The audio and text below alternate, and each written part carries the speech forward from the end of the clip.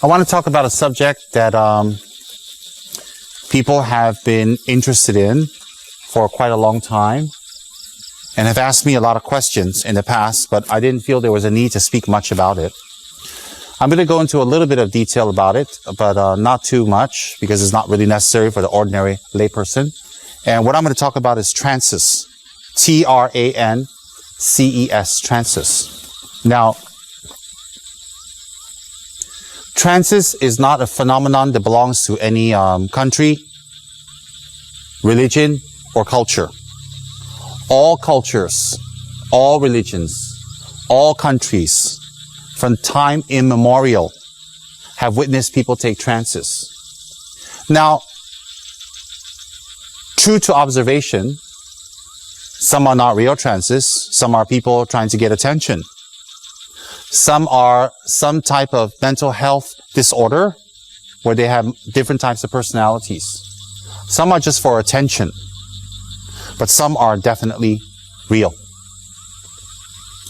Now, what a trance is we have passageways through our body. Those passageways in Tibetan we call za. And in Chinese, it is something like where the qi flows. Okay? And we basically have 72,000 channels throughout our body that goes from the bottom of our toes to the top of our head, and they intersect at different points, such as the crown, the forehead, the throat, the heart, the navel, and the secret area. When they intersect at that place, these veins or these passageways, they're called chakras. Chakras are always depicted as lotuses. 64 petal, 34 petal, 32 petal, etc., etc.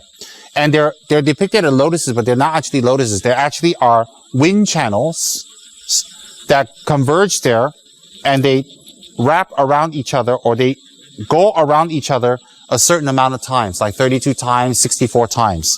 And they're kind of knotted up. So those are represented by lotus petals, or we call them chakras. So what happens is when a person takes trance, a certain level of these chakras are open, either by force, by meditation, by good way, or bad way. A bad way is when a spirit takes trance of you. So what happens is that these passageways are occupied by another being. Now, what happens to the actual being is speculative. Some people believe that the person that owns the body leaves the body temporarily, or is in another part of the body, and another being comes and takes over. Okay? So what happens is we don't need to dwell on that because different trances have different types of outcomes. In a higher trances, the person's consciousness leaves and abides somewhere like in a ring a person may wear. Alright? Now, in the lower trances, they occur for many reasons. They occur because a ethereal being, you can call it a spirit for convenience sake, wants to communicate. So they enter your body and they use your vocal cords. They use your body to see, to hear, to taste, to touch, to think, to smoke cigarettes sometimes, to feel. They use your body because they don't have a body they cannot feel. They can only perceive. Sometimes they enter you because they're mischievous. Sometimes they enter you because they want revenge. Sometimes they enter you just because you're around and it's convenient. Sometimes they enter you because they want to get someone back, so they use you because you're close to that person. And the kind of beings enter you also vary. The beings that enter you can be high-level beings, low-level beings, mischievous beings, good beings, bad beings, evil beings, mediocre beings. There are many types that take trance of us. What types of beings that take trance of us also makes a difference in our trance. Sometimes when we take trance, when these beings enter, if they're malevolent or they're not nice ones, for years and years and years and years and years, they can show themselves as very nice, very kind, very generous, and very accurate. And then once they get you in their hold, once they have you in your confidence, they can turn and make you do things. Because they live hundreds and hundreds of years and they're very patient. So in order to convince you, to get you to do whatever they want, they can take years, even decades, to really do, inverted commas, helpful things things that you think that really benefit you, but in the end, it actually harms you. So what's important is this, is what is taking trance of the person? Devas, nature spirits, land deities, people who have passed away, spirits, ferocious beings, disembodied beings, all these types of beings can take trance of a person. Now, the person taking trance, A, can be willing, can be not willing, can be at the wrong place at the right time, and they get it. Some, they actually ask for it. Now, what's important is this, is that when these kind of beings take trance in us, some of them are benevolent and helpful. They can heal. They can tell you the future. They can give you some advice that will help. They can. They can take trance. They can do that. There are benevolent beings. Not all beings who take trance, or not all beings that take trance of people, are necessarily bad. Some are quite benevolent and some are quite nice. All right? Now, that's for lower level trance. For higher level trance, a trance of an actual high being. Example, a Dharma protector, such as Setra. All right? Those are much more harder to take trance with. All right? When you're going to take trance of a Dharma protector, such as Setra, you need a lot of training. Sometimes we have spontaneous trances, and the Dharma protector chooses us to enter us and talk.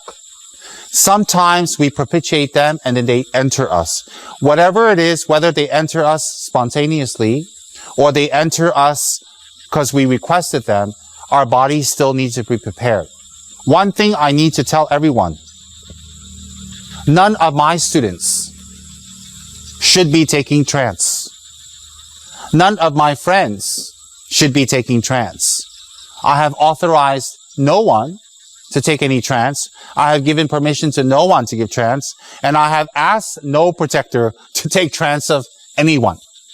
I prefer everyone to study Dharma, practice the 6 paramitas, be kind, practice the 8 verses of thought transformation, the wheel of sharp weapons, and study the Lamrim to become a best person. The best trance we can take is if we take trance of compassion. We take trance of love and forgiveness and kindness. That's the best trance we can take. So none of my students in this country or any other country should be taking trance, should be able to take trance, and I will not know about it. That would be difficult. All right? So if we are to take trance of a high-level being like Setra, either he chooses us and then we go for a Lama for training. We have to get our Lama's permission for training. Or the Lama chooses someone and that person goes for training. Now, whether you're chosen to go for training or the Lama chooses you for training, the secret is you have to go for training. This is the basic, fundamental, rudimentary training that you need to go for before you become a trancer, an oracle. Okay? A vehicle for something high to speak through. You need to have refuge. Refuge protects you from all the negative beings that may potentially take trance and harm you. Number 2, you need to go for a zako. A zako is a special ritual done by a qualified Lama that opens up your chakra so that beings can enter you. Higher beings can enter you. Lower beings cannot. After you do that, then the Lama will give you Lama Tsongkhapa's empowerment. And you will do a Lama Tsongkhapa retreat. The retreat you need to do will take about a month to a month and a half to 2 months, where you do the meditations of Lama Tsongkhapa combined with Lama Chöpa. So you do a Lama Chöpa, which is Guru Puja, combined with Lama Tsongkhapa's practice with offerings and tormas every single day. And then you need to do Lama Tsongkhapa's mantra. Simply to do Lama Tsongkhapa's mantra will not be fulfill the requirement. So what we need to do is we need to receive Lama Tsongkhapa's initiation from our qualified teacher, not from just anywhere. After receiving the initiation, we need to enter a retreat. After you have finished that, then you will go to your teacher. You can either go for a Yamataka initiation, or a Hayagriva initiation. If you do Yamataka, Yamataka is of course wisdom manjushri. If you do that very well, you will extend your life. You will remove all interferences. Spirits and demons and ghosts and scary makers and crazy makers and all that cannot disturb you, cannot come near you with Yamataka. No way. Alright? On top of that, your winds, your channels, your drops, your chakras will be highly, highly charged and highly blessed. Clean. It's like sending someone to clean the road, ready for the king to come. So if a king is coming, a prime minister is coming, you're going to clean the road, put up banners and all that, isn't it? So you're going to clean, it's like cleaning your inner roads out. After that is done, then you go for your lama to observe whether the retreat was effective or you should enter retreat again. Some people can enter retreat again. After you finish with the Yamataka or Hayagriva retreats, then you need to get the initiation of Satrap and do Satrap's retreat. And then when you're done with that, in between the Lama will do Chaptru. Chaptru is a ritual to clean your psychic winds, clean your psychic energy, clean your psychic nerves. The Lama will bless you and observe you and watch you. Okay? And in between that, the Lama will call you to take some mini trances to see if you can take trances already. He'll call Satrap. Sometimes Satrap will come for a few seconds and leave, but most likely the entourage will come first. Usually the entourage, the Satrap will come first, the lower entourages. The lower entourages come and visit, say hello, move around a little bit, then they leave. Then the next set of entourages, the next level come, the next level. Just like before the prime minister comes, you contact the lower PAs. Then they contact the upper PAs and they contact the actual PA. The actual PA comes and scouts and recce's the place. Then the prime minister comes, all right? The prime minister doesn't come and sweep the road and recce himself, all right? So therefore, the lower entourages will come to your body to recce the place. But what they're doing is they're cleaning your body further to prepare for the king, all right? If your body is not prepared and the retreats are not done well, it will be a very, very, very excruciating, painful experience. Why? Because Satrap's energy is like fire coming in and going through, and it's like this. If the road is filled with rocks and stones and wood and all kinds of debris and potholes, when the prime minister comes in his car, it's going to be very painful, isn't it? Why? The car is going to be jumping up and down. So therefore, it's likened to cleaning the road.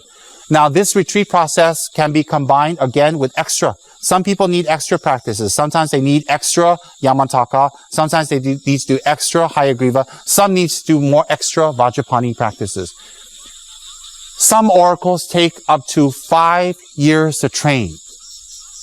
They do the pujas over and over and over again. They do the rituals and meditations over to clean their body. All right? And when they're taking trance, they never ever do it unsupervised. They never ever do it unsupervised without the Lama, whatever. Why? Because if they don't do it well, the wrong thing might enter and pretend it's Satrap. And then you're going to fall for it, okay?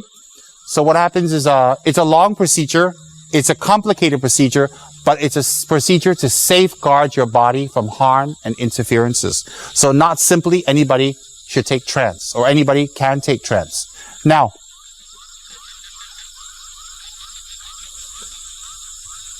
how much you need to do, how long you need to do will be strictly up to the Lama. All right? And when you do take trance, each time you need to have the permission of your Lama. The actual oracle should have a written letter, these days, should have a written letter signed and sealed by the Lama authorizing the person to take trance. Anyone without a signed and sealed letter from the Lama to do trance is not authorized, therefore their trance can be doubtful.